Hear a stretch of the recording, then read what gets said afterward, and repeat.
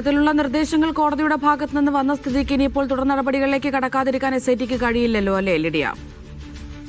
അമൃത, തീർച്ചയായും ഇത്തരത്തിൽ രൂക്ഷമായിട്ടുള്ള വിമർശനങ്ങൾ വന്ന സ്ഥിതിക്ക് എന്തായാലും തുടർ നടപടികളിലേക്ക് ഉടനെ തന്നെ കടക്കേണ്ടി വരും എന്നുള്ളതാണ്. കാരണം ഈ പ്രത്യേകിച്ചും അഡ്വക്കേറ്റ് വിജയകുമാറിന്റെയും ശങ്കർദാസിന്റെയും കാര്യം അത്തരത്തിൽ ഉള്ളത് തന്നെയാണ്. ഏറ്റവും പ്രധാനപ്പെട്ട ഒരു കാര്യം തന്നെയാണ്. അപ്പോൾ ഇത്തരത്തിൽ ഹൈക്കോടതിയുടെ ഭാഗത്തു നിന്നും ഈ രൂക്ഷ വിമർശനം വന്ന സ്ഥിതിക്ക് ഇവരുടെ രണ്ടുപേരുടെയും കാര്യത്തിൽ മാത്രമല്ല മറ്റുദ്യോഗസ്ഥരുടെ അടക്കം കാര്യത്തിൽ ഏറ്റവും വേഗം തന്നെ തുടർ നടപടികളിലേക്ക് കടക്കേണ്ടതായി വരും. മാത്രമല്ല ഈ ഒരു ആളുകളെ പ്രതിപട്ടികയിൽ ചേർക്കുന്നതോ അല്ലെങ്കിൽ ഉന്നത ഉദ്യോഗസ്ഥർക്കെതിരെ നടപടിയെടുക്കുന്നതോ മാത്രമല്ല മറ്റു കാര്യങ്ങളിൽ കൂടി SITക്കും അന്വേഷണ ഉദ്യോഗസ്ഥർക്കും ഒക്കെ വ്യക്തത വരുത്തേണ്ടതായിട്ട് വരും. കാരണം പ്രത്യേകിച്ച് ഈ സ്വർണ്ണപ്പാളികൾ, ഈ കട്ടിളപ്പാളികളിലെ സ്വർണം സംബന്ധിച്ചുള്ള കാര്യങ്ങൾ, അതിന്റെ രേഖകൾ സംബന്ധിച്ചുള്ള കാര്യങ്ങൾ, ഇതിലൊക്കെ ഒരു വ്യക്തത കുറവുണ്ട്.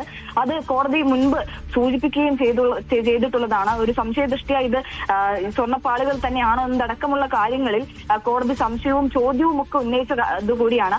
അത്തരത്തിലുള്ള ഒരു സാഹചര്യത്തിൽ SIT അതിനെല്ലാം എത്രയും പെട്ടെന്ന് നടപടികൾ എടുക്കേണ്ടി വരും.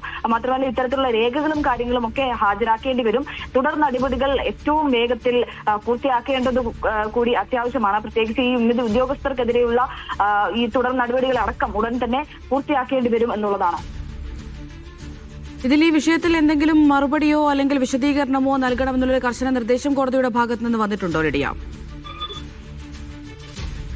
കോടതി വിമർശനാത്മകമായി ഇത് പറയുകയാണ് ചെയ്തത് എന്നുള്ളതാണ്.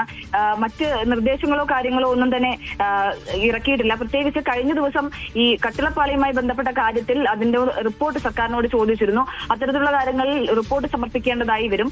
ഇതിലും എന്തുകൊണ്ടാണ് ഇവരെ അറസ്റ്റ് ചെയ്യാത്തത് എന്നത് സംബന്ധിച്ച ഒരു മറുപടി SIT നൽകേണ്ടതായി വരും എന്നാണ് അറിയാൻ സാധിക്കുന്നത്. നിലവിൽ അത്തരത്തിലുള്ള കാര്യങ്ങളാണ്. എന്തായാലും തുടർ നടപടികൾ ഏറ്റവും വേഗം പൂർത്തിയാക്കണം എന്നുള്ളതാണ് ഏറ്റവും പ്രധാനപ്പെട്ട കാര്യം.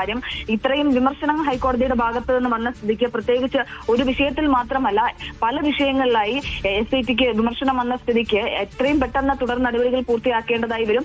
രേഖകളും കാര്യങ്ങളിലും ഒക്കെ ഒരു വ്യക്തത പങ്കുവെക്കേണ്ടതായി വരും. അത്തരത്തിൽ എത്രയും വേഗം ഇതിലൊരു നടപടികളും കാര്യങ്ങളും ഒക്കെ സ്വീകരിക്കേണ്ടതായി വരും എന്നുള്ളതാണ് ഏറ്റവും പ്രധാനപ്പെട്ട കാര്യം. പ്രത്യേകിച്ച് ഇവർ രണ്ടുപേരും, ഈ ശങ്കർദാസും വിജയകുമാറും രണ്ടുപേരും ഇതിൽ പ്രധാനപ്പെട്ട കണ്ണികളാണ് എന്നത് കോടതിക്ക് സംശയമുള്ള സ്ഥിതിക്ക് ഇതിൽ കൂടുതൽ അന്വേഷണങ്ങളും കാര്യങ്ങളും ഒക്കെ നടത്തേണ്ടതായി വരും. അതിന് SIT എത്രയും പെട്ടെന്ന് കോടതിക്കടക്കം മറുപടി നൽകേണ്ടതായി വരും.